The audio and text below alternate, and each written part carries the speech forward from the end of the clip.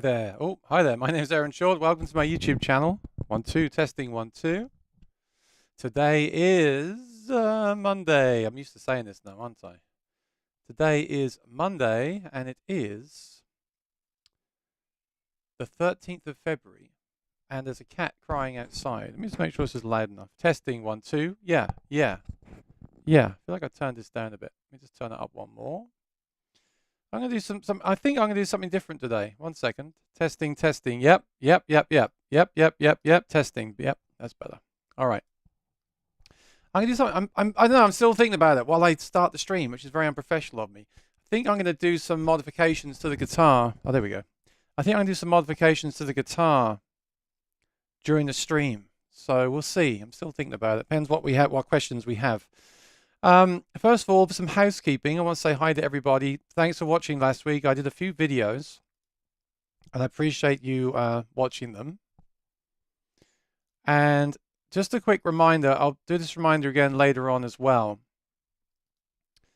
I did the giveaway, and I was really happy with the giveaway. I've kind of shied away from giveaways because I feel like either...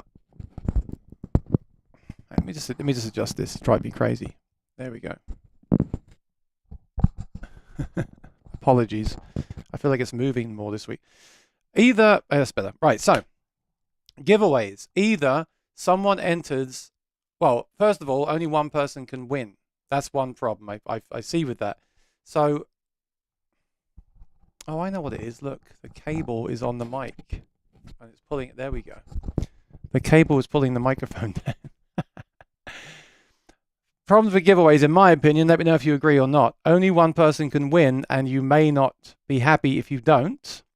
Is that a thing, or are you just happy to enter for the excitement? I don't know. That's one thing with giveaways. And then the problem is always like, I don't want to buy something to give away, but this giveaway was sponsored by Sonicake, which was great. They're giving the pedal away. Also, not just buying something to provide as a prize, but also the responsibility of shipping it, especially if you then say, I can only ship it to certain parts of the world, then you're excluding some people. And what happens if it arrives and it doesn't work, etc.? What happens if it doesn't arrive at all? We all know that things can happen with the mail. I've seen a few things happen in the last few weeks with selling gear. So that's really the thing why I've kind of shied away from giveaways. Also, the big thing with giveaways is they can be artificial in not the giveaway, but the results of the giveaway. So most people will do a giveaway in order to grow their subscriber base. The problem is a lot of people will enter a giveaway even if they're not interested in the product or the prize. So for example, maybe not with this giveaway, but if I was to give away a pedal that was worth $2,000, everyone would enter, even if they didn't play the guitar.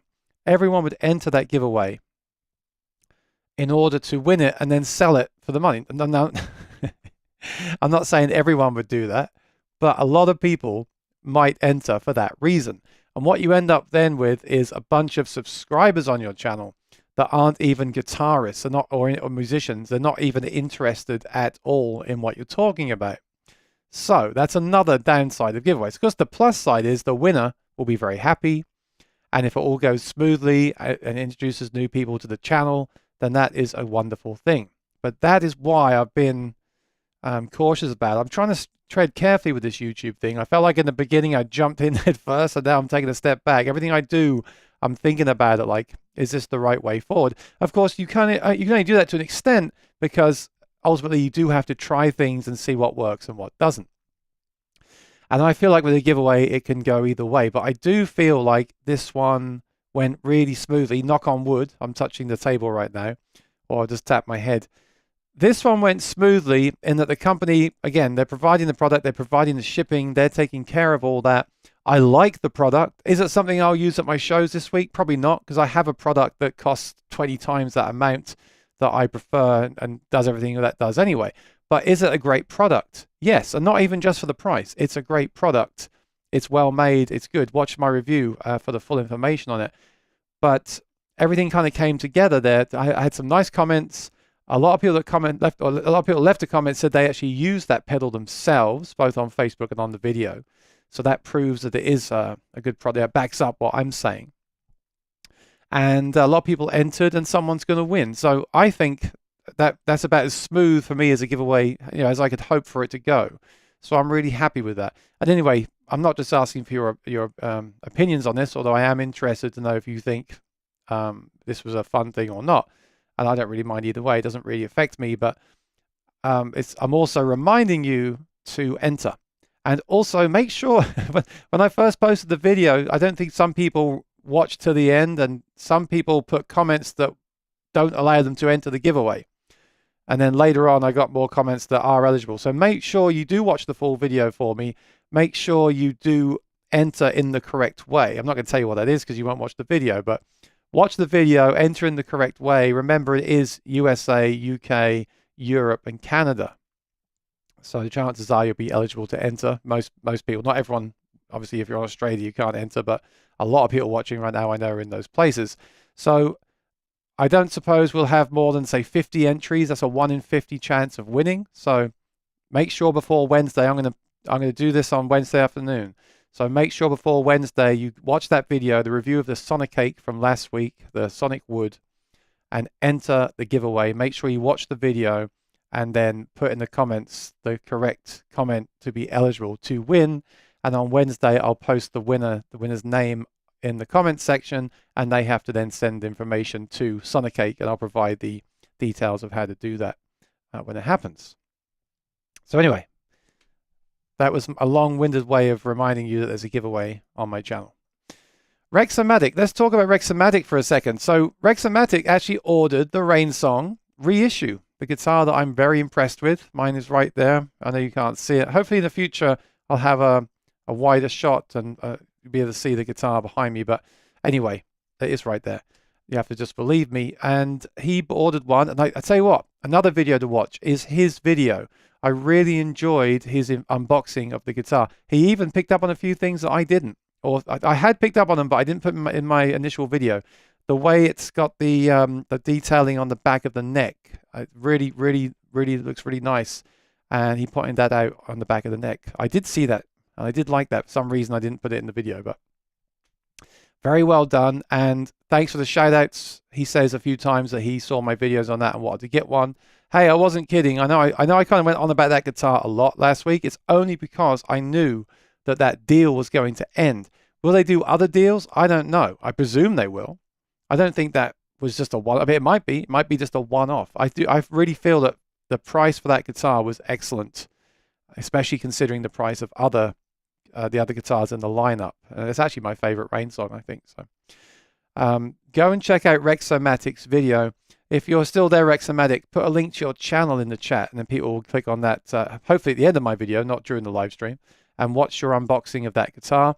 Another thing, I know he's very happy. I know he watched my video about how to modify it to get that saddle through.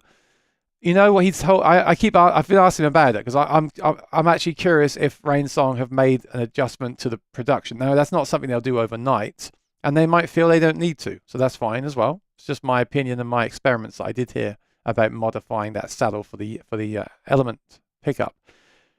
But I want to say to him, I didn't reply to his email yet. I apologize. I wanted to say, at the end of the day, if you're happy with the sound, he says he's happy with the sound as it is. So I'm going to say, so don't change anything. I knew with mine and the other Rainsong that I had, I knew that E string was weak. And that's a lot of that is because I've got other guitars where it's not weak. You can't always base it on that because all guitars and all systems are different. But yes, if you're plugging, I want to say that about any piece of gear. Never go looking for problems because that will just mess you up. If you plug in a guitar and you're really happy with how it sounds and plays, do not change anything because you might make it worse or you might damage the guitar when you're doing modifications, right? Also, it's no longer factory spec when you do that. Even if it's inside the guitar and no one will ever see it. You can't really go to sleep at night knowing you sold that as an original instrument because you have made a change to it. So I hope you're still listening, Rexomatic. Don't change anything. If you're happy with it, do not change anything. I'm just curious to know if there is that hole in the guitar that I made on mine just to see, but I'm guessing there's not. Again, if you're happy with it, don't change anything. But I will say I'm much happier with mine now I did do the change.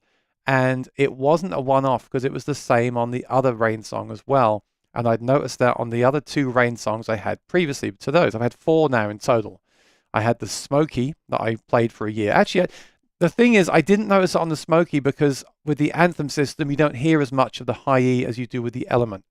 But looking back, it was there. So the Smokey, and then I got that used sort of new old stock black one that's similar to this, but I didn't like that as much as this one that I then sold on quickly. That was I also upgraded that to the Anthem. So again, wasn't so much of an issue. But with the vintage and this one side by side, that's 2 in a row. So in my opinion, for me, I need to do that change. But if you don't need to do it, then please don't do it. But go and check out his unboxing video later on. David Belcher's here. Good to see you, buddy. Kevin is here from Indiana. Zane is here from England. How's England doing these days? Let me know. We got a new name here. But I'm going to say it wrong. I apologize. Bedouin. Can you type how to say your name, please? I apologize. He says, hi, all. Good to see you here. Welcome. Rosanna says, good evening, Aaron, and everyone in the chat. Happy Monday. Happy Mondays. Feel free to give an update on your trip if you want to. I'm always careful, you know. I don't like in forums. I don't like people telling people stuff that I've said to them, or obviously. So I don't want to come on here and if someone sent me a message and told me something private, I don't want to just start blurting it out on the streams. So, but I think from last week, you know that they're going to be visiting America, so I think it's okay to talk about it. Staley says, oh, you've got a new picture. I mean, I like that one too a lot, but I like that old icon. So how did you do this new one? Is that made in Canva as well? Oh, excuse me. That's the problem with the mic in front of your face. You can't drink your tea. I'd just be happy to enter. No expectations to win ever. Typically, I let others enter because I don't need anything. Okay, did you enter the giveaway then? I guess you didn't. But that's a very healthy and good way of looking at a giveaway. I know I was a bit negative. I was earlier on the show, I was talking about like the most negative aspect of a giveaway. Like you upset people say it's not real, people don't get the prize, it gets broken, and I'm talking about the worst case scenario. The best case scenario is probably you then. You enter, if I win, I win, if I don't, I don't. I'm happy for the winner. The winner receives the prize, they're very happy, they send me a little video clip of the prize, I put it on my Instagram, or whatever, and everyone's happy, right? I guess that shows my extreme personality. Why can't it just be straight down the middle, right? Sean, good to see you. Hola. Zane, another suggestion is subscribers contribute towards the giveaway. What everyone think about that? That's a nice idea. No, but then that's like gambling. If everyone puts in $10 and then you buy, that's like gambling. So the thing about YouTube giveaways, the other thing is you got to be very careful because there's a lot of rules and regulations. Now, a lot of channels don't adhere to them, and that kind of drives me a bit crazy because it's not fair. I mean, for example, Zane could start a brand new YouTube channel tomorrow, okay? And you could give away a car, but you have to subscribe to enter and tell a friend about it. And if your friend has to subscribe, you have to subscribe, you have to join the email list, and then you can win a car. How many people do you think are going to enter that giveaway if you promote it and you advertise it? Thousands, hundreds of thousands. I mean, you could potentially, and not for certain, but you could potentially grow your channel to 100,000 subscribers in a week simply because everyone does it to win a car and they have a 1 in 100,000 chance of winning. YouTube doesn't like it, and this is what I interpret from reading their terms of service, by the way. I could be wrong, I probably am, but they don't want you to manipulate numbers. So if you say to someone you have to subscribe, this is why I didn't say you had to subscribe on mine, right? If you say, look, you have to subscribe to win, you're manipulating numbers. People are not subscribing to you because they like your content. They're subscribing to you to win a car. That's not fair, because if you can afford 50 cars, you could have a huge YouTube channel. Now, does that mean they'll continue to watch your other content? No, but then your channel will tank anyway because you have got all these subscribers and no views. So that's the thing. And then there's certain states where you can't give things away. So in New York, if the prize is, or whatever you want to call it, is worth over $5,000, then there has to be tax forms involved and things like that. So there's every state has a different rule and different law about doing a giveaway. And then you've got to look at different countries. You've got to look at terms of service. You're supposed to type the full terms of service in the description, which I did if you look at that video. You've got to say who's eligible. You've got to say that how you enter. You've got to clearly state that YouTube are not affiliated with this giveaway. If you do it correctly, it's really complicated. And you've got to be careful how and what you do. It cannot be anything like gambling, because then you can get in trouble with the law. That can be a legal problem.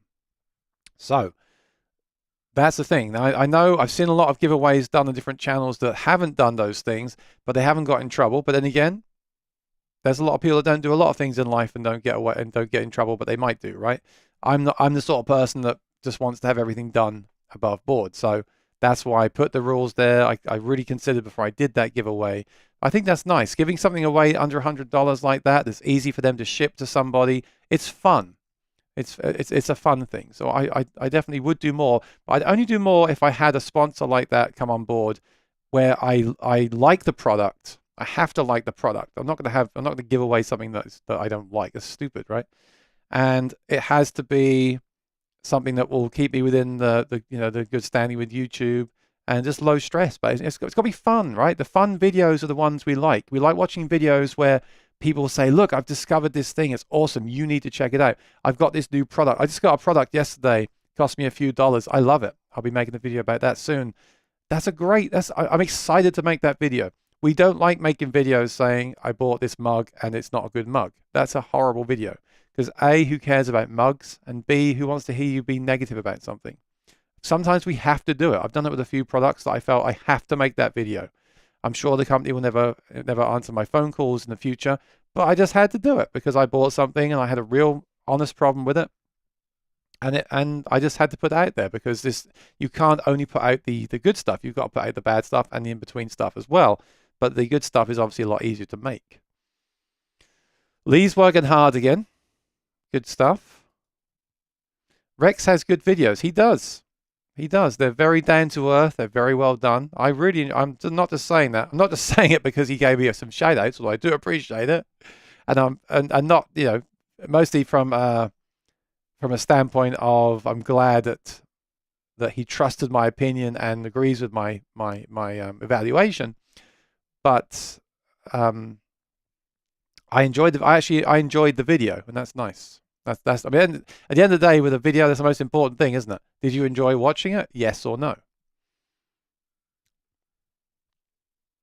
Gary's here from Tucson. So look what I got, Gary. I might put these on during the stream. I'm thinking about it. I got these because of you, buddy. So if you're going to be on the stream and these don't work, I'm coming for you. Just kidding. You know what? I love it. Look, when I cover my face, it zooms in on the box immediately. Isn't that great? Really, really cool. And look at that background, how blurry it is. I love that blurry background. It's the small things that make me happy. So I'll talk about my experience with those in a minute. That's going to be the bulk of today's stream, I think. Here we go. Be-do win hi. Oh, are you saying hi? So be-do win? Be-do win. Be-do win. Or is it be-do win hi? Or be-do win he? So I'm still confused, sorry. But I'm pretty sure I got most of it right there. Be-do win. Be-do win. Be-do win. Be-do win. Canva. Yes, isn't Canva great? I use it for all my stuff now. I love it. Okay. Well, that's great. You don't have, it's all a choice, Stay. You don't have to enter. I was just reminding people today to enter if you want a chance to win a pedal, because someone's going to win a brand new pedal direct from the manufacturer. Alan says, happy to be here after a long time. No, not in Germany, but in my camper in Portugal. Missed you all. Oh, great. How you been? What's been going on with you, Alan?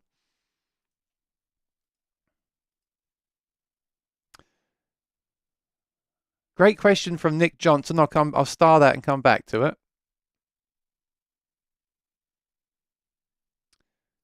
Just play and enjoy it. Enjoy what?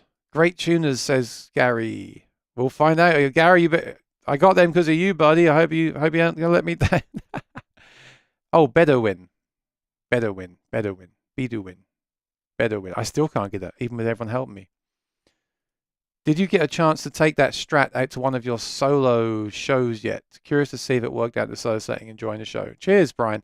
I haven't, but I still believe that an electric can work in a solo situation. And I'm not saying, don't get me wrong, I think some people got me wrong on the last stream. I'm not looking to rush out and start playing electric guitar at my solo shows. When I say I believe it can work, it doesn't mean I believe it'll be better. What I will say is that a lot of my friends and colleagues and people I see performing are doing that very thing. I won't name names, but I can think right now, I'm thinking of like faces of people that I know go out and perform on an electric guitar. It can work, and there can be a lot of benefits to it. Ease of playability, lack of feedback. And I said last time, it depends on the system you're fighting against, because so many acoustic pickups sound so terrible. Maybe just a nice clean electric sound is better than that. That's all. I'm not saying it sounds better than Anthem. I'm not saying it sounds better than a Maton. I'm not saying it sounds better than a Cole Clark. I'm not saying it sounds better than a lot of things, but I don't think it should be written off. And that would be a great video, wouldn't it? I played electric guitar at solo gigs for a week. So that's how I do a lot of my kind of figuring stuff out. So this week, I didn't take the Cole Clark out. I took out the GPC. And the reason is, well, a couple of reasons. One, I've been downsizing so much, and I'm looking to sell loads of guitars. Like, do I keep that or not? I don't want to rush to sell that because you can't buy that model anymore. Okay. So I thought I'll just take it out. I'll just see how I feel, and I'll get that instant feedback from myself and from the audience and the venues. So all I can say is I still got about the same amount of tips. No one said they liked it more. No one said they liked it less. I found it harder to play, and I've found those Martins very easy to play lately, but I had the action lowered on the Cole Clark so much that nothing really plays as well as that now. It does fret out a little bit because it's so low, but then it's funny, this stuff is all relative. You know, this gear stuff is a load of rubbish, really, because it's all relative to what you're comparing it against, and comparison is the thief of joy. And at the end of the day, there's a great example. I've been saying that a lot of Martins these days are so easy to play. They play great. I love the feel of them. I get my Cole Clark dropped down like right as low as it can go on the saddle, and I play that for 3 months, and I pick up the Martin again. Oh, this actually feels kind of too high. I don't like it. I don't feel comfortable. Something feels wrong. And that's the kind of thought that can make you then order another guitar. But of course, what you should do is then lower the action on that guitar. But I'm not going to do that because the Cole Clark is so low that it is starting to fret out. And I believe once I lower the Martin that low, it won't sound as good acoustically as it does now. With the Cole Clark, I don't really care because I use it for stage. But with the Martin, I kind of want to keep that height on the saddle for playing at home. Now, it wasn't painful. Before I lowered the Cole Clark, it was getting painful at a week of shows. But the Martin was just a little bit harder, just fighting it a little bit more. Not quite as nice to play. But this is like a haircut, and I know I'm not one to talk about good haircuts, but this is the thing with a setup. First of all, you need a good hairdresser where you can say, just make me look good. Okay, clearly I'm still down. My hairdresser is great. I've been away too long. But first of all, you need someone you can trust. That's either yourself or your luthier or guitar tech, where you say, look, this is how I play. Show you how I play. This is what I want. You have to know what you want a bit as well. And then there's that line for me where if you go slightly too low on the saddle, it's too low, and I want to start again with a new saddle. And if you don't go low enough, you just always feel like you're fighting it a little bit all the time. And if you get it just right, then it's the most amazing thing in the world. And this is the problem as well with new guitars. It's very unlikely you'll get that guitar out the box and it will just play like that. Sometimes it does. Some stores are great at setting up guitars out of the box. But if you don't have someone to do it, you don't know how to do it yourself, that can be a problem.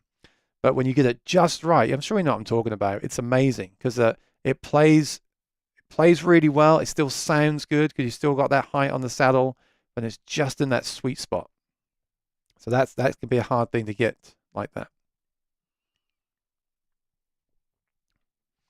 So Nick said, I got an OMJM, but I'm nervous playing acoustic that expensive. How do you get past that? This is another thing I can talk about with the gear. And let me know in the chat if you've experienced this.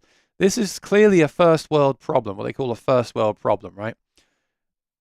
And I don't want to like put words into Nick's mouth or whatever you want to say. I'll make it. I'll turn it around, Nick, and make it about myself. Okay. So the few issues I've had with buying expensive guitars. One is that I might buy an expensive guitar and feel the same way. It's so new. It's so shiny. I'm afraid of getting that first ding on it. I want it to be this way the rest of my life, and it ends up sitting in its case and not getting played. What can happen with that is, unfortunately, you might never bond with that instrument because it's not a part of your life, and then you might end up selling it. I've sold a lot of guitars like that and then lost money on them, and I basically sold on a brand new guitar, which is the worst thing you can ever do in your life. The flip side of that is you just take that guitar and you use it for absolutely everything. Now, this is the way to get your money from that guitar. It is going to get dinged. It is going to get beaten up over time, but you're going to get your money from it. You're going to bond with that instrument. And I think the thing to remember is with wood guitars, look at Trigger. Look at Willie Nelson's Trigger guitar. That guitar could last you the rest of your life. And if you're careful with it, there's no reason why it shouldn't still look excellent in 20 years from now. A lot of it depends how you play as well. If you play fingerstyle, that'll age a lot less than if you play with a pick. But I know what you mean. That's a $4,000 guitar. It looks very pretty. You want to keep it looking the way it does now. So for me, I think I know exactly what you mean. I think that's why I kind of want to end up with like two guitars.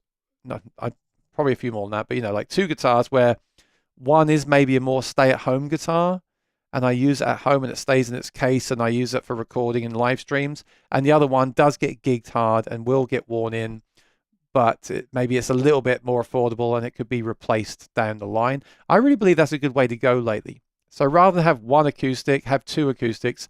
One has the pickup, the lower action, you gig it, you take it out, you rehearse with it. One is a nicer looking guitar, no pickup, and you play it at home and use a microphone. But then again, that still seems a bit silly saying it out loud. Why not just use this stuff? Some of my electrics now are Relic, and that kind of helps me because I don't care if a Relic gets another ding. Or I don't know if I agree with this whole Relic thing either, by the way, but I also understand how nice a fresh Martin is out of the box. But I got to say, like my HDC that I've had for a few years now, yeah, I don't gig it hard or anything. I don't really use it as much as other guitars, but it still looks fine. And don't forget with the guitar as well, you can have new frets installed in a few years' time. You could have someone buff it. You can have someone do some repairs on it. You can get a guitar, pretty much back to how it was within reason. If you just get a great case, you humidify that guitar. You don't lend it out to strangers. You don't, there's little things as well, like maybe don't wear your metal studded shirts with it. Just basic thing. Just be not obsessive about it, but just careful about it. I think at the end of the day, I'm kind of going around the houses. You have to make the decision. Is that OMJM going to be something that you want to keep in that state until you're no longer on this planet? Is that what you want to do? Is that your goal? In which case, keep it in the hard shell case, keep it humidified, and only play it at home with a plain black t-shirt. Or do you want to really get the most out of your money and really grow with that instrument? And if you want to, you just have to accept that you will get dings in it, it will get played. But there's something nice about growing old with an instrument as well. There is.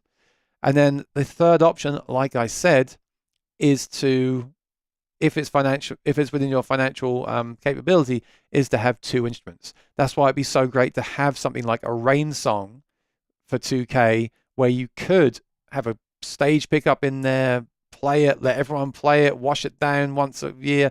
That thing, it's you can think of that more as a tool, even though some will say they prefer the sound of those guitars.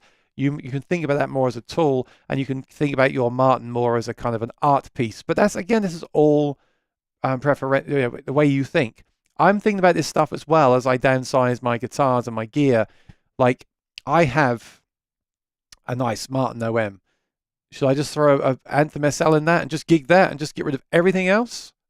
And then maybe in 10 years get another one? Or just keep that one? Or should I keep that in its case and gig the Cole Clark or the GPC? I don't know. I'm still working on that myself, so it's got to be a personal decision. But hopefully what I said, something there will help you think about that and make that decision. I don't know. Maybe it won't. But let me know what you think. And if you're watching, let me know. I'm sure people have thought about this themselves in the chat as well. This is the kind of stuff we think about, right? David said he give away the old tuners. So here's a story with the tuners, and I think I'm going to do this today because I think I'm going to do something different. So let me show you the guitar, and I'll come back, and I might not get everyone's question. If you've got a burning question, then send me a super chat and I'll answer it. If not, I might not get to your question today. I apologize. I'll try to do it as I do the guitar. But I want to do at least one of these tuners today. So I want to do at least one of these tuners today so that we can see if it's a straight swap. Because nowhere have I found online if the information about is this a straight swap or not. And Gary has indicated that it is a straight swap. 1 second, my cable's stuck. But we don't know. No one's actually said to me these tuners are a straight swap for the other tuners. So I want to give you like a rundown of the problem, okay, and my thoughts on it, my honest thoughts on it. So I'll give you the whole story as well. And remember, this is just my opinion. This is just my experience. All right, nothing more, nothing less. The standard series Martins used to use. I said this last week. I'm going to repeat myself quickly. They used to use the Grand Tunes, and when I first tried a Martin with Grand Tunes, it was a great guitar. The tuners were fine. I love the vintage style tuners. I'll show you what one looks like from this box here. So in case you don't know about guitar parts, I think a lot of us in the chat do, but I'm sure people are watching that don't know this stuff. Right? If you're maybe new to guitar, this is what you'd call a vintage style tuner, open gear. Okay, so it's open gear, and it's a vintage style butterbean knob. All right, and this is a Waverly. So the Grand Tunes look just like this, but the Grand Tunes had a hubcap. I call it a hubcap. It was just a cover. So on here you can see the screw. I can see a screw there, right? Let me show you on the camera. Right, that screw on the Grand Tunes was covered by a hubcap, and you could get it off, but when I got it off, it would damage the hubcap, the cover, and it didn't fix the problem. The problem is the tuner was loose. Now, like I said, originally when they switched to these tuners, not these ones, the Grand Tunes, it was fine. I really liked them. I had them on a Martin. They were great. I found over the years that the quality got worse, and what would happen is those hubcaps would rattle. The covers would rattle because they were loose, which makes you wonder, why are they on there in the first place? If we go back years before that situation, let me know in the chat if you remember this. On these open gear tuners, around the time of the retro guitars, 2015-ish, they used to have washers right here on the headstock. They used to put a washer under this this nut, right? And what would happen is with humidity changes and the nuts here coming loose, the washer would rattle. I had this experience. I was playing my old retro guitar years ago, and it was rattling. I couldn't figure out what this rattling was. And I put my finger here over that washer, and it went away. So when I was at the Martin factory around that time, I told them about the problem, and they said, here's the solution. Just take those washers out. You don't need them. They literally just took all the washers out, and it was fine. The danger was, of course, the washer could leave an imprint of mark. Those ones, luckily they didn't, but that could be a thing. What Martin then started to do right after that, and I'm not saying because of me, I'm sure a lot of people had this problem, they started leaving the washers out of the tuners. So that's awesome. They just got rid of them altogether. So there was no more rattling. That was great. Then they switched around that time to the Grand Tunes, I believe. So no washer, no rattling, but then I noticed it was rattling from the cover on the back. So that was a problem. Long story short, I went to NAMM a couple of years after that when they released the reimagined guitars, and I noticed they switched to these. Now these are Grovers, and I remember just screaming on the NAMM show floor, "Yes, they switched to Grover!" And these don't have the covers; these have the screws again, like these ones do. Okay. Like these Waverly. I'm just comparing them visually. They basically look exactly the same. They're almost, the top here is a little bit squarer. There's a bit rounder at the top of the very top of it.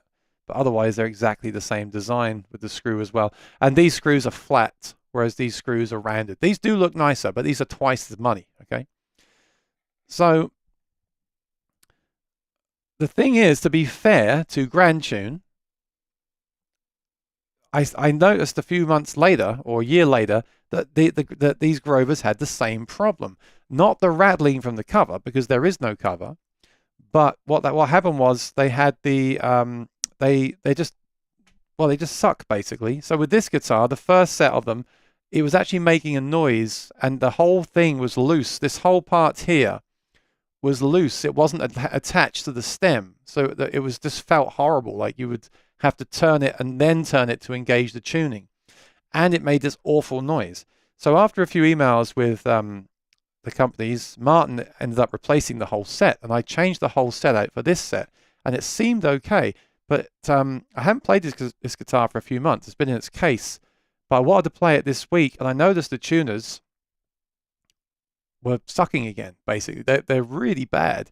So again, what will happen is it's all loose. So it's hard. You can't really see it, but you have to just trust me. It kind of like turns, and nothing. If it had a tuner on now, it would turn. It doesn't turn. The problem is the head is loose on the stem, so you have to get that slack out and then turn it, and then it's like click, click, click. There's no smoothness to it at all. So all I can think that happened is maybe there's two things, and this is just me surmising. I assume when someone like Martin has you provide all the tuners for their standard series guitars, you have to make a lot more. I guess when the danger of making a lot more of something is that quality may reduce. I'm not saying it did, but it may be a possibility. And the other thing is, we just went through the pandemic, so maybe they had to change the design. So many products changed their design in the pandemic. Obviously, computers did with new chips, but also this kind of thing did as well, because they had to make these from something, right? So maybe they had to tweak the design or something. So all I can say is these tuners are terrible, and Martin are kind of working with me at the moment. I think they're going to send me another set. But I've been curious for a while about these Waverleys, because they're more expensive. Supposedly they're better, and they do look of a higher quality. They are about twice the price. These are from Stu Mac, and actually the price on Amazon was cheaper than on their website, which was weird, but a good thing. They came really quickly. So David said, am I going to give them away? No. What I'm going to do is, when I believe these have a lifetime warranty, I also believe that Martin should replace them because they're defective on this instrument. So if they do replace them, well, two things. If these Waverleys don't work today, I'll have to send these back and put that replacement set on this guitar. If these do work, and I love them, then when I get the new set of these ones, I guess I'll sell them to recoup some of the cost of the other ones. I was thinking to myself, should Martin just use these instead? Like I said, if they start using these, maybe the quality could suffer because they're using so many, making so many. And I guess it's a margins thing, right? These are twice the price. This is a $50 set of tuners on here. I think retail about 100. I think I saw them online for around 60 maybe. These are, I think, retail around 200, and I got these for about 180, which is a lot of money for a set of tuners. So you've got to think a business. I mean, Martin are a business, right? They've got to use parts that make sense. Also, I also noticed that the modern deluxe guitars, which are more expensive than the standard series, do in fact use a spin-off of these. They use the Waverleys. So I guess they are using these more premium tuners in those guitars, but I don't know if they're more premium or not because I haven't tried them. So I think what I'm going to do is I'm going to try right now to change one and see if it fits, because the problem is, will this fit through the existing bushing, and will the screws fit into these holes? Well, there's only one way to find out. So I'll show you how I'm going to do this as well, because I haven't shown my tools for a while.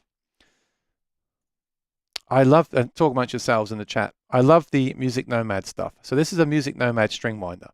On this end, this can also be used to tighten the nuts of the tuners as well. So that's really nice to have. That is actually a 10 mil adjustment tool there. So that's really cool. I use that sometimes on my guitars to tighten the nuts up. And this is just a really nice way. You know, we've all seen those like cheap kind of small string winders. They're a bit flimsy. We've seen the electric ones. I don't really want to bother with that. This one is nice because it's very easy to grip it and it just spins really quickly. So this is the Music Nomad string winder. I love it. So what I'm going to do is I'm going to take this string off. As I say, I think I'm going to do this in real time. I won't do the whole guitar, but I think what I'm going to do is do this one, and then we can see if it's going to work or not. Ow.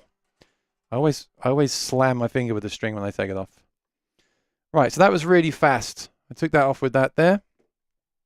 I'm going to take it out of the low E. There's my plastic peg. Here's the string. I might have to go and get another set of strings later, actually. I guess I will. That's not a problem. So that's the easy part. Now what I need to do is take out the old tuner. See if I remember how to do this. So I'm going to use my screwdriver. There's two screw holes. There's two screws there. I really should have got this stuff out before I went live, shouldn't I?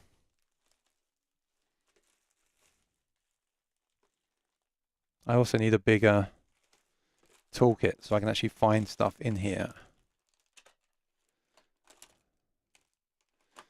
Where is it? All right, I think I'm going to go in the other room because I've got to get my other strings anyway. Yeah, all right, I'll be right back. Hang on.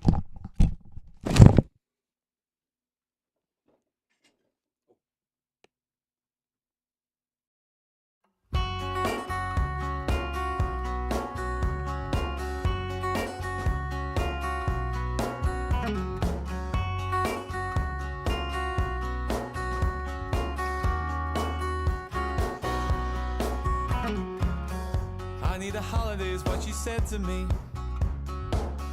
I need to get away from you. And as I watched her lying next to me, I wished for a holiday too. Home is where the heart is. Home is where the heart is. Home is where the heart is. I wanna be there, yeah, yeah.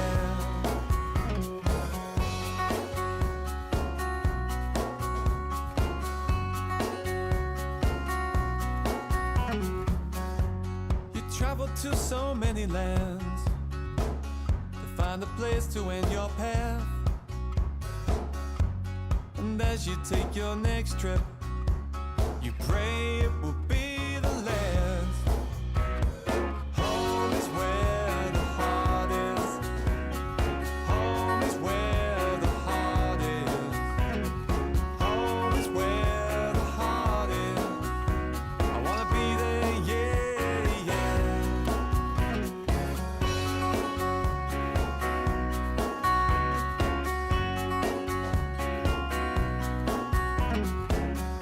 We all know you can't find happiness in everyone and everything. We all keep searching for something more when all you need is to know that. All right, I just took forgive me, I just took the screws out as well because I was certain if I didn't, I would slam my guitar with the back of that screwdriver and scratch it. You can't blame me, right? So here is the old one. This is the Grover. Is it easy to tell this has a problem? Yeah, this whole thing is loose. I can wiggle it, right? It feels horrible. It's like gritty, it's grating, it's loose. The whole head, it's just, when you tune, you want that smoothness, right? It's got to be smooth. That is not smooth at all. So now I've got to get the right one because obviously 3 of these go on the left side and 3 of these go on the right side. So I've got to make sure I get the right one. Now let's see. I want to see if this lines up because the problem is if this doesn't line up with the holes, I am literally screwed. So basically that's going to go through there. Yeah.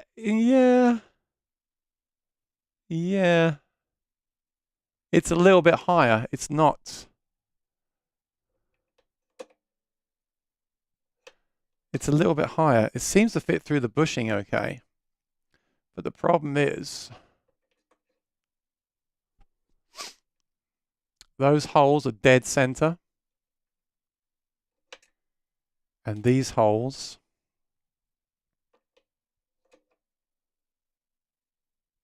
a little bit too low. So you luthiers there, you tell me, is this a good idea to put these screws in or not? 'Cause I don't want to mess their holes up. They're like slightly, they're not quite in the center. They're slightly below the center. So would I need to fill those, I wouldn't do it. Would I need to have those holes filled in and re-drilled? Or can I just go in there with the screw and it'll just like, yeah, because that might be loose, right? If the screw is below it, it might be too loose. That's annoying.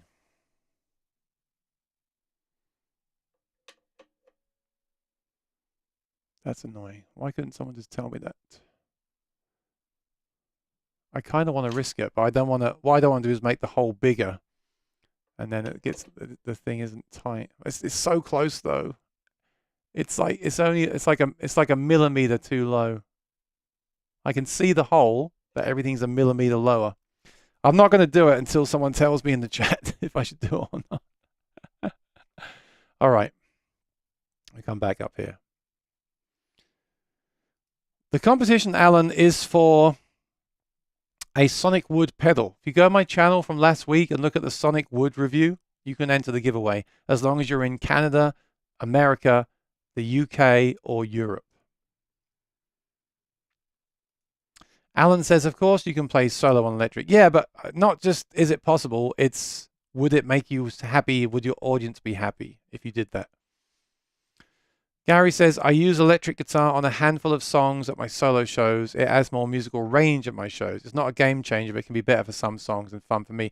I think that's cool to like play electric on a few songs. In the same way, it'd be cool to play play a piano on a few songs. But also with your electric, you could also loop it, right? So you could. Do you ever do this, Gary? Do you record the acoustic loop and then play electric over the top of it? That could be really nice. He says people often listen with their eyes. They see when you're having fun and getting into it. I do Europa by Santana, and it goes over huge at my shows. Also tunes like Keep Your Hands to Yourself.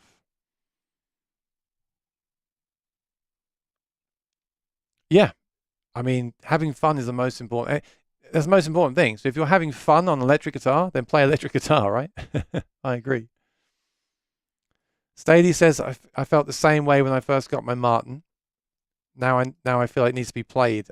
I think when you get something brand new, you're going to have that feeling, right? Lee says, I play the guitar very carefully until I get a first ding and then I hammer it. That can be the case too with that OMJM. Once you get a ding in it, you might then just let rip, you might just relax and let rip. Dings and dongs add character. I mean, it's funny that I will buy a relic guitar from the factory, and yet I hate when I relic my guitar, right? That's kind of a weird thing.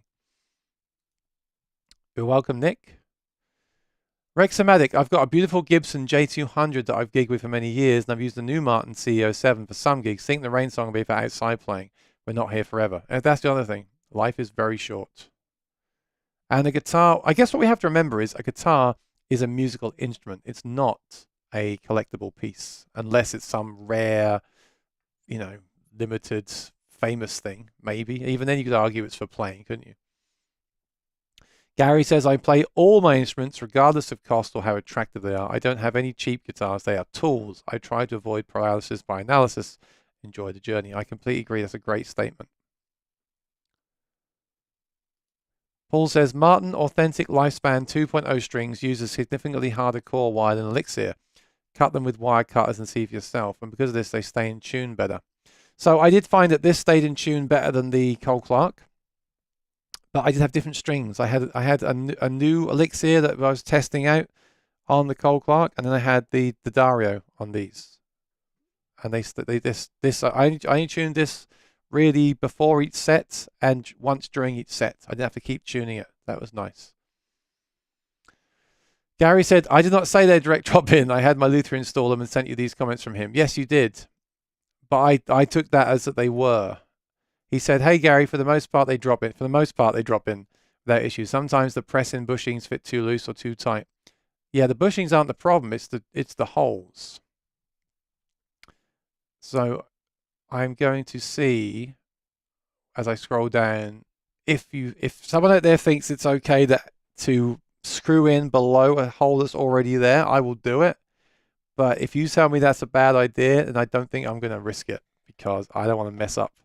I mean, I guess the worst situation is I'd have to have the holes filled in again and done again. But if that's going to mess up the guitar, I'll just wait till I get a replacement set.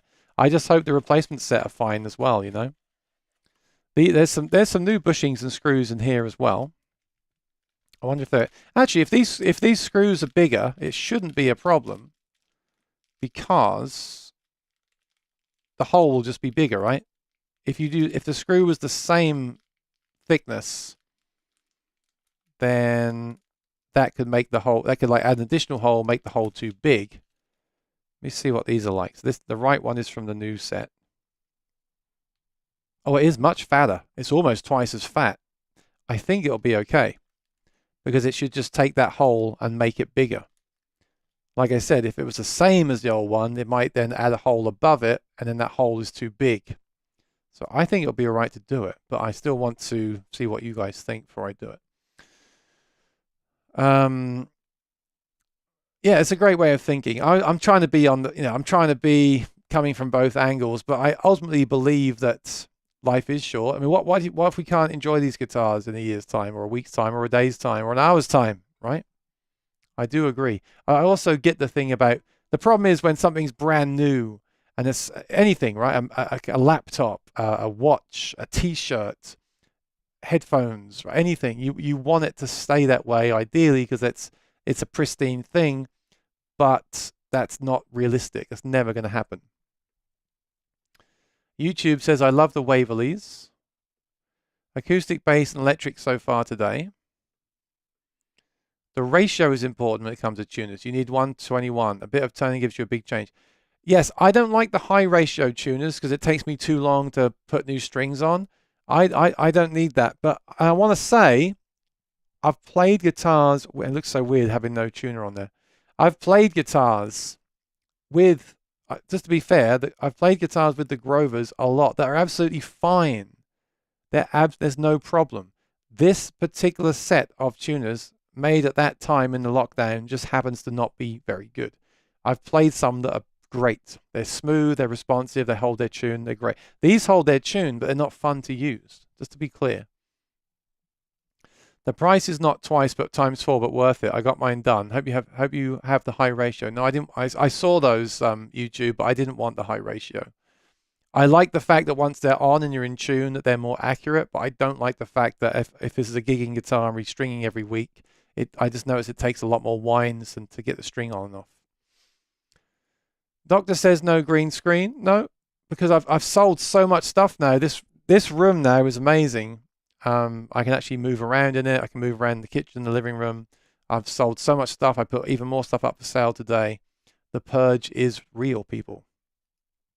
Yes, Ray, I hope you did talk about yourselves. Cut the grass in the UK. Staley says fill them and re-drill them. David says fill and re-drill. You'll go at an angle and you'll hate it. Don't go in at an angle. Alan says, I'm sorry, I just think of any plausible explanation that Martin could give for using such low quality tunes. I just want to be clear, they're not. Those Grovers on certain ones I've played are great. When they work fine. I really honestly believe it was something to do with that lockdown lack of, I mean, I remember I asked for them to replace that set and they didn't have any. So I think that's what it came down to. I think they were just churning stuff out to get stuff out, right? And now sales have slowed down, the world's slowed down. I feel like the quality will come back. That doesn't really help me. The only way I'll know if that's going to help me is if Martin send me a new set and they work fine. Let me see if they've emailed me today because they were going to. Yes, they have. Oh, great. We'll be sending the tuners UPS tomorrow. I'll forward the tracking. Should be one day. Okay, so I'm not going to do this because if they're sending me a set, I am not going to. And then we'll send you a label. This is they've literally, I'm not making this up. They've literally sent this right now. This is great service. We'll be sending the tuners tomorrow. UPS should be one. So I should have them Wednesday. I'll get you a label to send the defective ones back we need to review the issues with the vendor. Yes, please do. I don't want this to happen again. And I don't want to sit here and say that those tuners are no good. Like I keep saying, I've had them on other guitars. They're absolutely fine. I've played them on guitars in stores. They're absolutely fine. But this particular set on this guitar are horrible. So as long as the ones, and you can follow this journey with me on the channel, as long as the replacement set that I get on Wednesday go in here and are fine, I'm happy with that. I don't want to spend an extra $100 on tuners. I don't want to deal with any of that stuff, right? I don't want to mess up my guitar and have to bother re-drilling holes for a new set of tuners. I just want tuners that work nicely. And like I said, I will find out. I mean, we'll find out.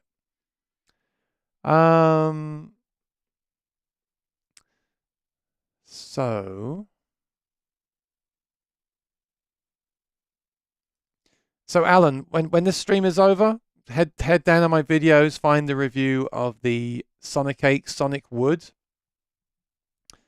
Watch the whole video and it will tell you how to enter. The result will be on Wednesday. Now, Staley, I do agree with that, right? These Waverleys that are twice the price go in the modern deluxe guitars because they're more expensive guitars.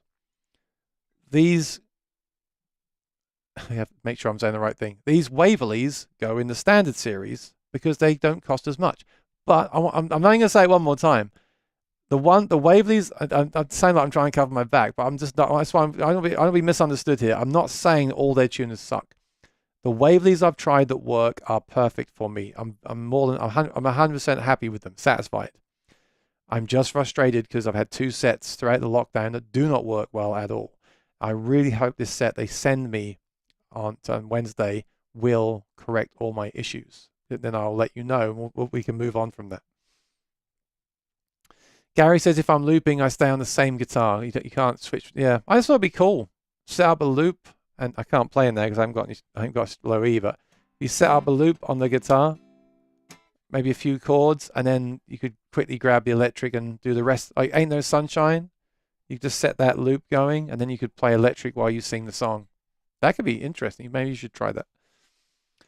Staley says, the way I look at it is if the instrument cost me $2,000 over the course of 10 years, that's $200 a year. So what do I need to do with that guitar to make $200 a year? That's a great way to look at it too, to make your money back, right?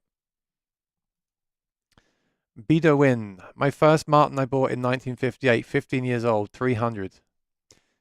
Yeah, but that's the thing, though. We can't go by the prices we paid years ago because everything else has gone up in price, right? I've used toothpicks to break off a tiny piece of the soft wood in the existing hole, then screw in, and it instantly fills in the areas that are slightly oversized.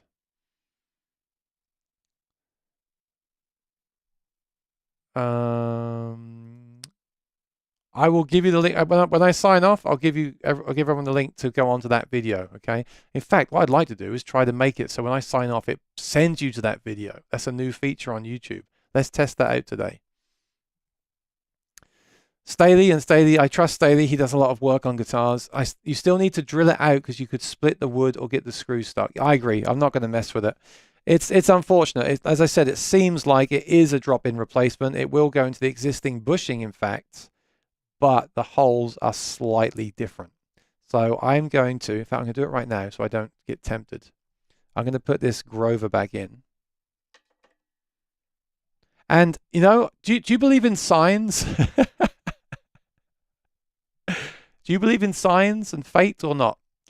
The fact that Martin Guitar sent me, the customer service sent me an email while I'm about to do that. I'm not saying they're watching my video. I'm sure they don't, they don't know who I am. They don't want to, I'm sure. But the fact I got an email saying you're going to get new tuners on Wednesday, I think is something in the atmosphere telling me to do not try to install a new tuner in your guitar. And I try to listen to the atmosphere these days. Like that's a pretty clear indication to me that stop. Now, I also believe lately that you can't mess up a guitar. A guitar is a piece of wood and metal. And if I did strip out that screw hole, make that too big and make it loose, anyone could fill those holes in and re-drill them. But it means a lot of work, a lot of hassle, a lot of bother, right? So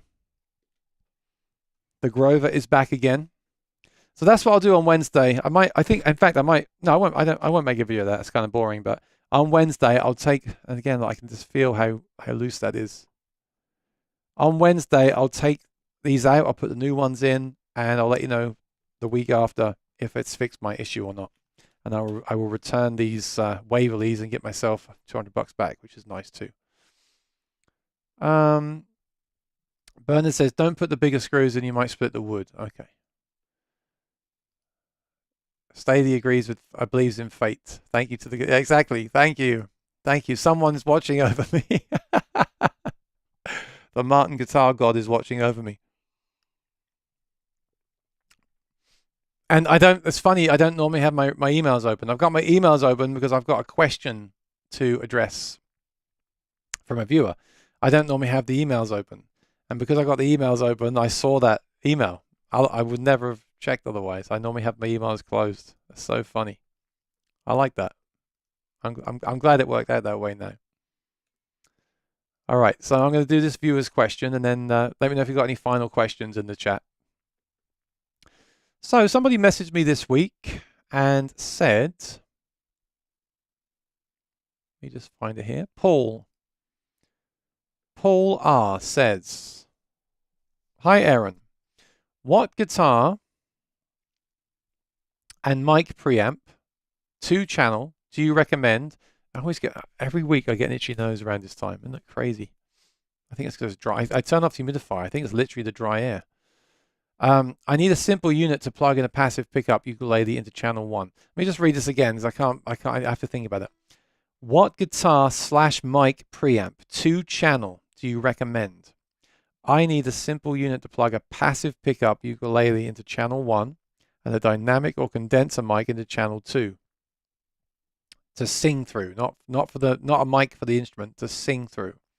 It will feed a Bose S1, Bose S1 Pro powered PA speaker. Right. This is actually a fantastic question, Paul. This is such a great question. I'm sorry, I'm still thinking about that email. I love it. I love it. I love stuff like that. Isn't that cool? Honestly, I wasn't going to do it because 9 times out of 10 when I do DIY, I make something worse. Like I put up this the green screen. I'm really happy with the system. I figured out to put it up, but I did make an extra hole. There's an extra hole in the wall. So, you know, yesterday I fixed the door first time. Normally I'm the kind of person that messes up and then learns how to do something after the fact. And doing things on YouTube live is always, for me, that makes it even worse when you're live because there's extra pressure and there's evidence that you messed it up. So I just love the fact I got that email at just the right time. That's a cool story. No, Alan, I get itchy after an hour and 10 minutes, I think, because there's only 29% in here right now, humidity. I usually turn the humidifier off when I go live, and I think it's literally that drop in the air. Mate, it's dryness. So anyway, back to your question, Paul. This is a great question to finish with. And if I've got time today, if you've got any more questions, put them in the chat. But this will be the main question for today. Because this is a big loaded question. So what I appreciate the details. You basically want to plug in a passive. This is important. First of all, is the pickup passive or active? What's the difference? Well, a passive pickup has no battery and really needs a preamp. I think a lot of people don't understand what a preamp is for. So this guitar has the Anthem. This guitar has a preamp. The Anthem has a preamp, right? So technically, you don't need to plug that into another preamp. Technically, you can plug this straight into a board. The preamp is in the guitar. Now, can you still plug it into a board that has a preamp or another preamp? Yes, you can. It's not a problem. It's just going to sound a bit different because whatever the other preamp has will affect the sound of the total sound, right? But if you don't have a preamp at all and you have a passive pickup, then you probably need a preamp. But again, your board might have a preamp built in. Sometimes a board or a PA speaker, like my QSC speakers, have this thing called high Z or high Z if you're in England. And if you turn on that mode, you plug in a passive pickup, that is then your preamp. So if you've got a mixer with a high Z input, you're good to go. If you have a mixer without a high Z input, you need the preamp to make everything match up correctly. So that's a good move. As you have a passive pickup in the ukulele, it's a good idea to have a preamp. I agree. Now you're saying you also want to plug in a mic into the second channel. So it would be useful to know what you're then going into after this, because maybe you don't need to. Most mixers and speakers have a mic preamp, but not an instrument preamp. So if your PA or speaker you're plugging into has a mic preamp already, you don't need a preamp for the mic. It's unlikely whatever you're plugging into doesn't have a mic preamp, to be honest. But a lot of speakers and mixers don't have an instrument high Z preamp. Some do, like Mackie do, some don't. So that's the first thing. So I'm just trying to figure out exactly what you're trying to do here. Oh, sorry, you have told me. I'm being stupid. You're feeding it into a Boss S1 Pro. So, okay, that helps. The Boss S1 Pro has 2 channels that have preamps. All right. So I'm not being funny here. I need to really know the whole story. The fact is you don't need a preamp at all, because the S1 Pro has 2 preamps, and they will accept definitely a microphone, so that can go straight in. I don't know if it'll accept an instrument without an active preamp. I haven't tried it. It's not always just a case of is the pickup active or not. Some pickups need more volume boost to go into an input. It's not quite that simple. Is it active or passive? Sometimes it can depend on what the system is, what impedance it likes, and what kind of gain it gives out. But the chances are you'd be better off with an instrument preamp. I would say, if it was me, I'd plug the mic straight into the S1 Pro, and then you have volume, treble, bass, reverb, and also a three selector switch with 3 different modes. So I would do that, and I would try plugging the ukulele straight in. And if you get a satisfactory tone, don't buy anything else. You don't need anything else because it's working. However, if you find the ukulele doesn't get a satisfactory tone, then I would get a preamp. And when people say I want a preamp, the thing is, a preamp can be just a preamp, nothing else, or it can be a preamp with EQ, which is then very different to just a preamp, or it can be something like a VoiceLive 3 Extreme from TC Helicon, which is a preamp with multi-effects, with delays, with reverbs, with a tuner, with a looper, etc., etc., etc., etc., etc. So there can be a bit of confusion around that. So here's what I would do if it was me. I would use something like a TC Helicon Play Acoustic or VoiceLive 3 Extreme, because that's going to give me the dedicated guitar preamp and mic preamp, which I then send into one channel of the S1 Pro. That will give me, if I need it, that additional volume boost on both the mic and the guitar if needed. You can dial that in. It will give me all my effects, my looper, my tuner, everything. And then the S1 Pro, I can turn everything flat, turn the effects off, and just use that to amplify the signal, which will be very well optimized based on the fact it's coming in from that pedal. So that's what I do. I do use preamps, but only because they're part of a bigger system, and I then feed that into the preamp of the speaker I'm going into. But if you only want a preamp and nothing else, then I would say it's not worth it if you don't need it, if it works as straight in. But then some people still believe a preamp will help them out. They do want that. I think you might benefit from that with your ukulele. So you could look at something like, there's like the Red Eye DI, that there's a little K&K battery powered DIs. There's millions of DIs out there. The Sun Audio is really good. That can be battery powered, and that will give you some more granular control over the EQ as well, like a low cut, a mid, a treble, bass, presence, whatever it's got. So there's just a million options out there. It would be useful, Paul, if you could write back in and tell us if you want effects. So in this preamp, do you just want a preamp? Are you sure you need a preamp? And would you not be open to having something like a TC Helicon multi-effects, HX Stomp, something that also gives you many other effects and features and a tuner, etc. as well? So I hope that helps. That's a little bit, it can get very confusing, I know. Time and money for fixers for sure, and the guitar may never be the same. Yeah. Well, no, I think, if I made that hole too big, it could have been filled in and then you just re-drill it, right? It's fine. But what's the point if they're sending me, I'm trying to downsize now. I'm not looking to spend money. I've been really curious about these tuners because I know they're used on the higher end guitars. I really wanted to try them. But like I said, I would much rather just replace these, let Martin get these back and figure out what went wrong, have a nice set that works fine, and save the $200. I just, cross your fingers and toes for me that the tuners they send me on Wednesday are 100% perfect.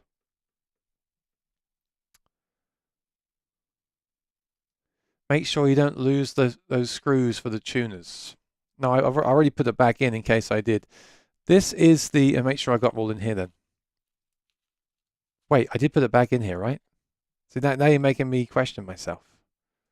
I'm sure I did. 1, 2, no, I'll count that later. I'm going to put that right back in the box now. So I can return this. I will say, StewMac, they have excellent customer service. They were very responsive. StewMac, to me, are kind of the Sweetwater of the guitar parts world. They got back to me right away. They were very helpful. They did say that these tuners would work perfectly. And to be fair, I guess, again, like Gary said, they do work. They are literally drop-in replacements, but that doesn't mean they won't need some modification. And I was wary of that. I was worried about that from the beginning, to be fair. But I looked so hard around the internet to see where people would say, if you could put this drop in or not, and no one actually said. So and the good thing is now I know, because I also, some of this stuff I do out of curiosity for questions in the future. I know at some point I'm not the only one who will think, can I just drop those in? Now I know I can't just drop them in. You have to modify the holes. So I would say don't do it. I would say if you're going to order a custom Martin, then pay extra and get those installed. But again, after Wednesday, I'll know more, because after Wednesday, I'll know if I'm happy with these tuners or not. I think I will be. Again, I've played some recent guitars that have been really great, so I'm not worried about that. So let me put this guitar down, and we'll wrap things up over here. I'm just going to jump onto YouTube. I'm going to see if I can redirect everyone to the giveaway video as I finish. It'll only take me a 1 second, or maybe 1 minute. But this is a new feature. If you do YouTube videos, they've added this redirect feature. So what happens is, while you're live, I apologize, lots of trying stuff out today, but maybe it was interesting for you. Next week I'll do a more boring and bland Q&A. But while you're live, you can actually set it so that when you end the stream, when you end that video, it then sends the viewer to another video. So let me just see here. You got any last questions? Put them in the chat. I'm going to wrap things up soon. I'll announce this winner on Wednesday on that video. I have the news on Friday. Check out, I posted a video last night of a tour around the Martin factory. You might enjoy that. And I've got lots of stuff coming real soon. So watch out for all that stuff.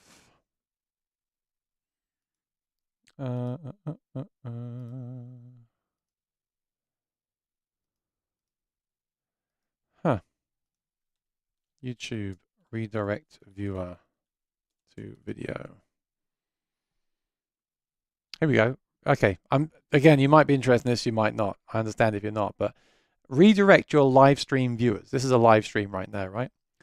Click edit, customization, under redirect, add, choose you can't. It's choose a premiere or search for another channel's live stream. When your live stream ends, you'll see a confirmation saying the viewers will be redirected. So basically, if someone else was live right now or starting a live stream at 5:20, whatever, 5:30, I could go until 5:30 and then have it. So when I click end, a message comes up in your chat that says you would click here and it will redirect you to the other one, the other stream. That's pretty cool. I just want to see where you do that. Create a live stream, click edit, click customization. Here we go, customization. I'm going to do it. Let's just try it. Redirect. Oh, you can also add there a trailer. I've been looking for that for ages. So rather than when I set a live stream saying I'm going to go live, you just see a static screenshot of the thumbnail, I could record a little trailer saying, Hey everyone, join me on Monday. I'm going to talk about this, this, and this. It'll be great to see you. Don't forget to subscribe. And when people click on that video before the event happens, they see that trailer for that's really cool. I love that. Right, redirect, add. Oh, you can search your videos. Okay, so Sonic Cake.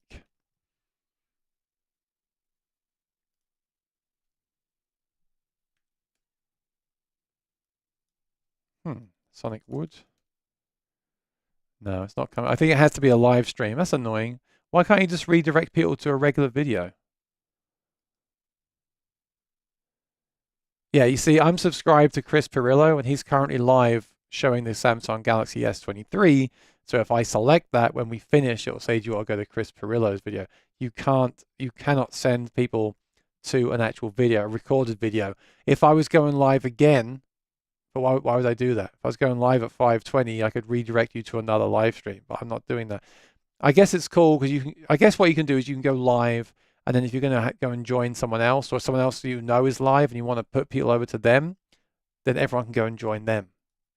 But okay. I'll do this in the future. If I check in the future who's live right now and I see someone live that's music related, I'll put that so you can all go over there and check it out. I'll try it. I do like that YouTube are doing these things. They're trying new stuff, but they're still a little bit conservative with it. With some of the other streaming platforms, they're a bit more open about how you do that stuff. Like you can send people to any stream, whereas on YouTube, the stream has to be a stream you're subscribed to or something like that. They've got more. I guess it keeps it safer in a way. All right, let me go through here. Stady says StewMac is excellent. Yes, they are. I'm sure I'll have no problem returning those. And also they came from Amazon, which is a very easy way to return stuff anyway, so that's not a problem. Patsy says give some thumbs up. Yes, please do. I don't think she meant the thumbs up on the chat. I think she meant on this thing here. If you look on the stream, if you're on your phone, what you have to do is exit out of the chat by pressing the X button, and then it says a thumbs up or a thumbs down there. You can give me either one. I don't really care. So you just give me that one there, and that all helps the stream. Max Power said, what would Liam do? That's the question. All right. Today was such a hit and miss stream. I'm going to show you something, a little preview of something that I'm going to do a review of. And you can tell me, first of all, you can tell me if you know what this is, because that will mean you've tried one. Okay. Does anyone know what this is?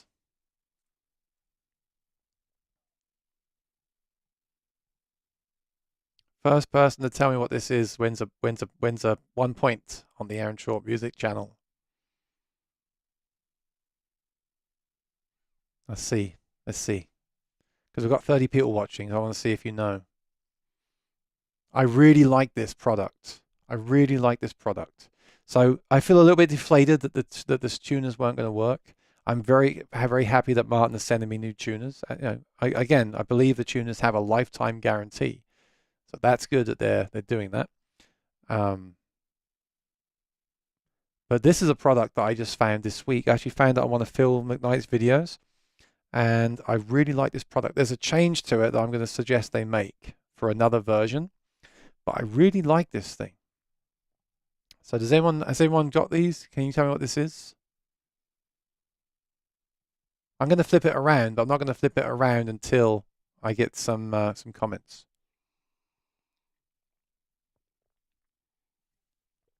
A fuse. No, it's not a fuse. It's not a fuse. What would Liam do? He'd say, maybe.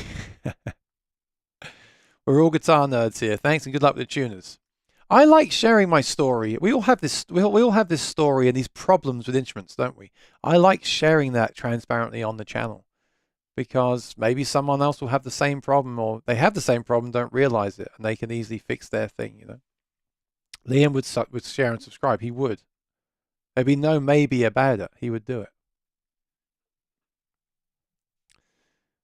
Pickpocket? No, not quite.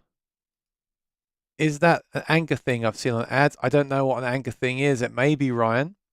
String damping? Very close. Very close. It's okay.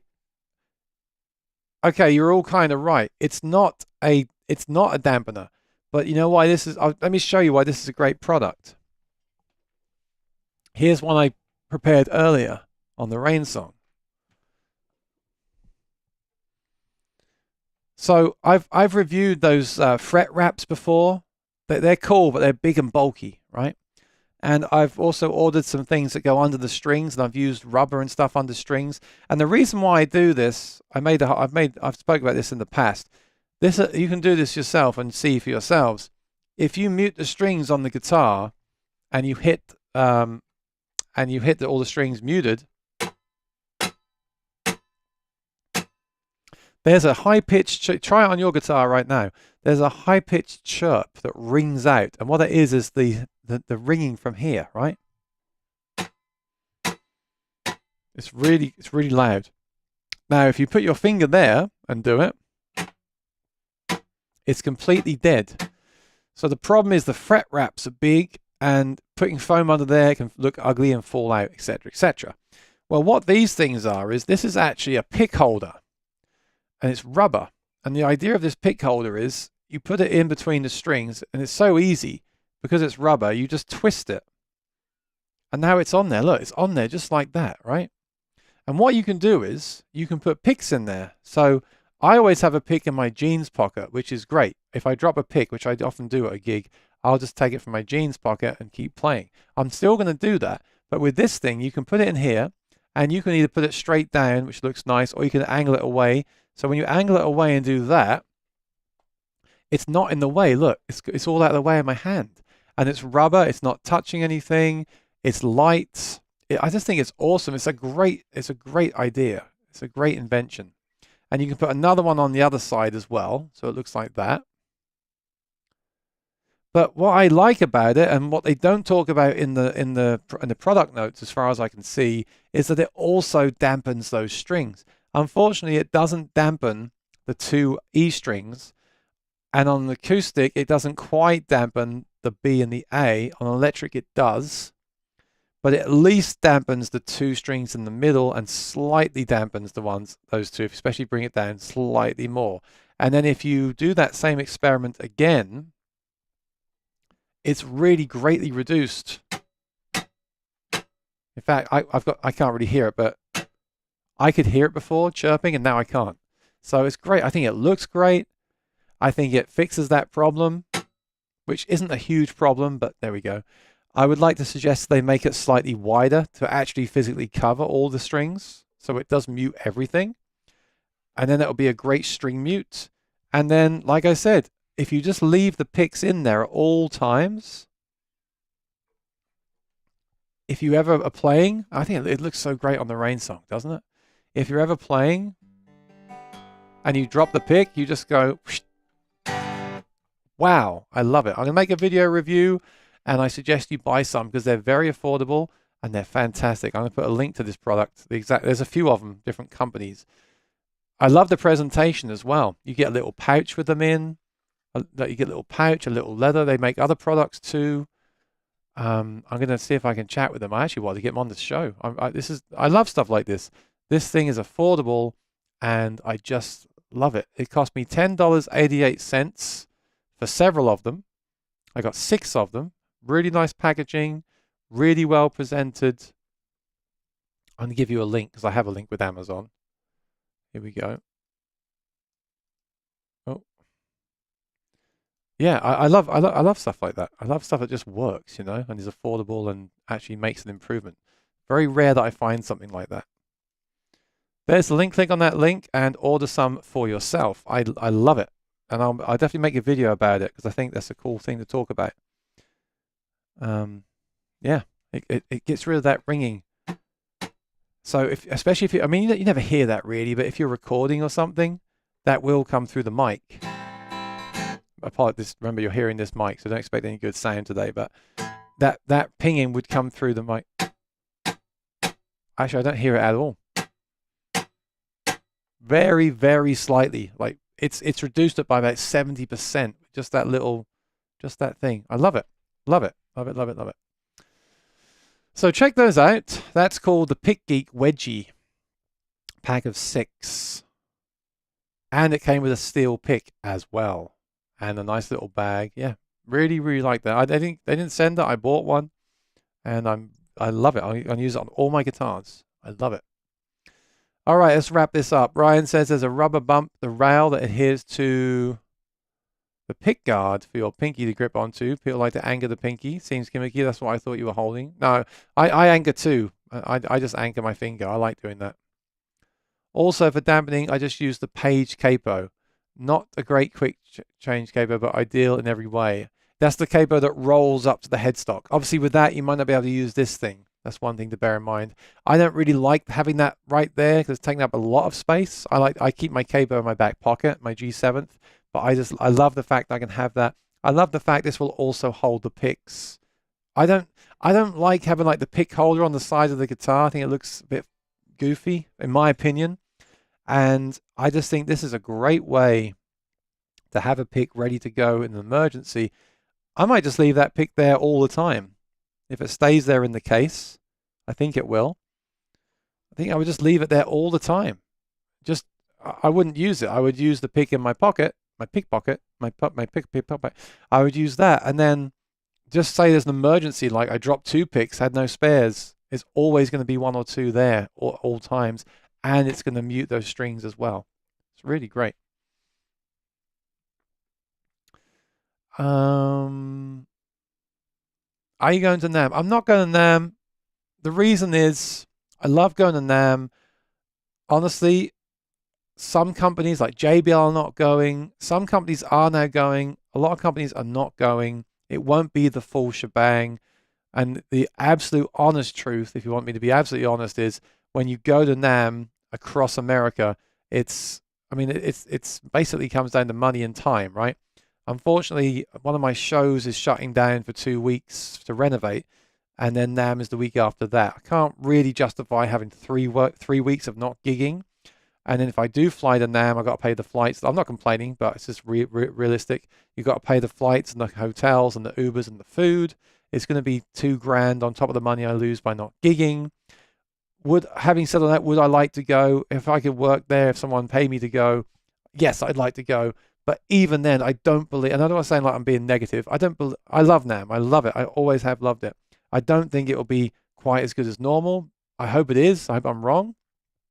I do believe that NAMM next year will be back to its full swing. I hope it will be, and I'll look to go into that one. Also, it'll be January.